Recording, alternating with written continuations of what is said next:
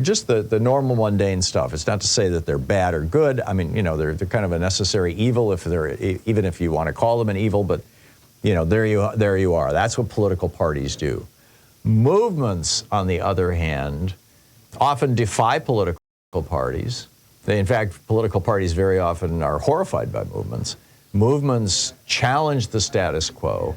Movements often break the rules rather than sustaining the rules like political parties typically try to do, because if for no other reason, to show that the rules are wrong. Movements are the principal way throughout history that history has changed. The women's rights movement, the civil rights movement, the environmental movement, the auto safety movement that Ralph Nader kicked off in the late 60s, if you're old enough to remember that. There have been all these movements throughout history. And the point that I'm making with this article is that right now, and for the last 7 years, Donald Trump has been leading a movement. It's not a movement that you and I would like to join. I mean, it's a movement for fascism. It's a movement for essentially the destruction of American democracy. But it's a movement. And he's a competent movement leader. He's not a particularly competent, administrator. He runs his businesses into the ground. He wasn't capable of really running the White House, although this time around he has people around him who will be. But he's leading a movement. You know a movement when you know the passion. You know that there's a movement when you sit down in a diner and make a remark to somebody, hey, how's the day going? And the person says, well, it'd be a lot better if Donald Trump was president again. I mean, that's when you know that there's a movement, when people act like evangelists. Movements stimulate evangelism. And there is there are real organic movements that come from the bottom up. And in fact, I would argue that Donald Trump's movement is probably one of those.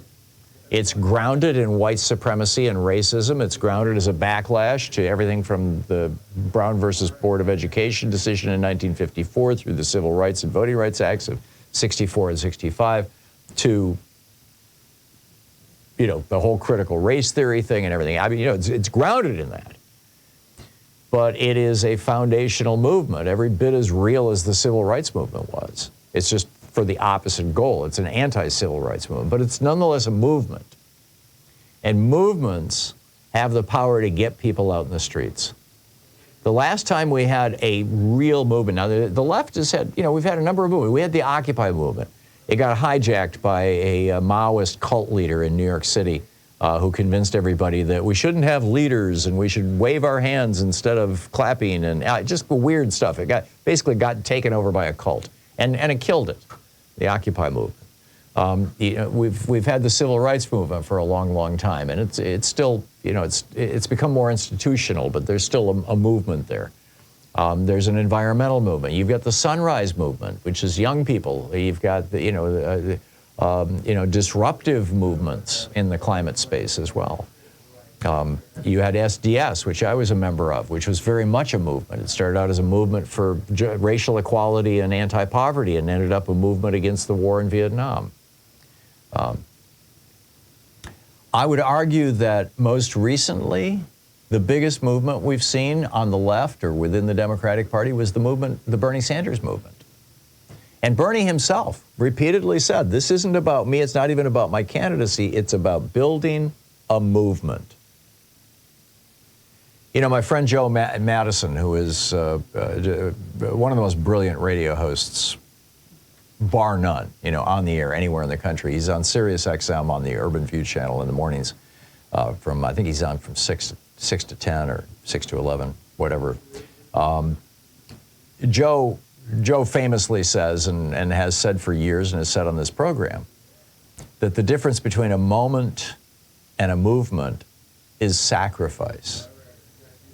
People who join movements are willing to lay their bodies down on the streets. I mean, not universally, but you get the point. That's a very different thing from joining a political party and saying, yes, I'll send you a check for $20 every month. Movements are, where the real power is. The Bernie movement had tremendous momentum, but it was crushed basically by the Clinton machine in 2016, and with Obama's help as well. And I think, frankly, reflecting back, I think because Donald Trump was leading movement politics into that election, and Hillary Clinton very much wasn't. She was doing traditional politics because, she and her husband have never been movement leaders. They've always been politicians, whereas Bernie, was a movement leader when he was in college. He was arrested in a civil rights demonstration in the 1960s.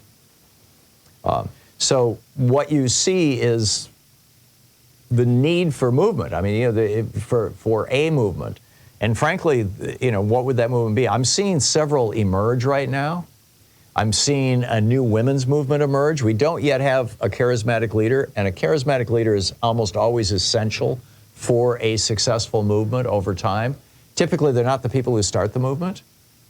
Bernie once made the comment to me. He said, good politicians are not leaders, they're followers. They look for a parade, and when they see that parade, they jump out in front of it and lift the flag and say, this is my parade, this is my movement. And it becomes their movement. And there's nothing cynical or wrong about that. That's an organic process. It means that a movement has reached enough force and power that politicians are starting to take it seriously. I'd like to see more action on the environmental movement, the sunrise movements, some of the disruptive movements on climate change.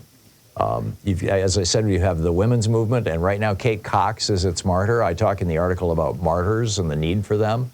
How Donald Trump opens every rally with an homage to Ashley Babbitt, who is now the martyr of the Trump movement, just like Horst Wessel was the martyr of the Hitler movement. So we'll see if the women's movement emerges. The Bernie movement, I think, is gone, has kind of petered out. I mentioned the Occupy movement. What's the next movement going to be? Well, Joe Biden has been talking now, who is not a movement leader either. He's a politician and has never been a movement leader.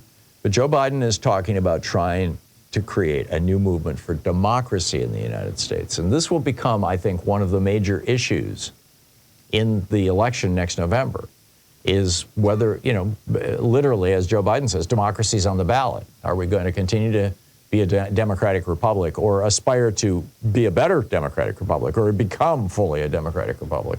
Conversation we had yesterday. Are we even a democracy? Or are we going to go with Donald Trump, who wants to be a dictator from day one, or at least on day one?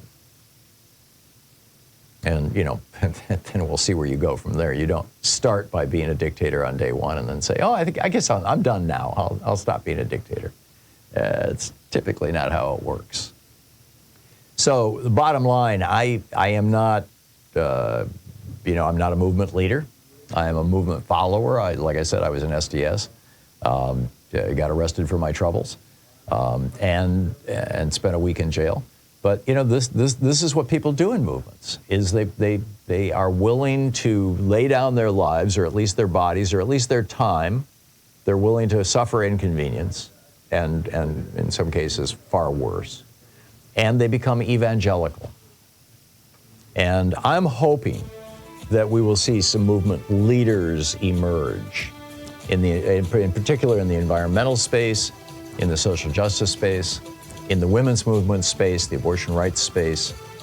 And, I've been surprised that there hasn't been one in the pot legalization space. I always expected Willie Nelson to step up on that one, or maybe Tommy Chong or Cheech, or whichever one it is. But anyhow.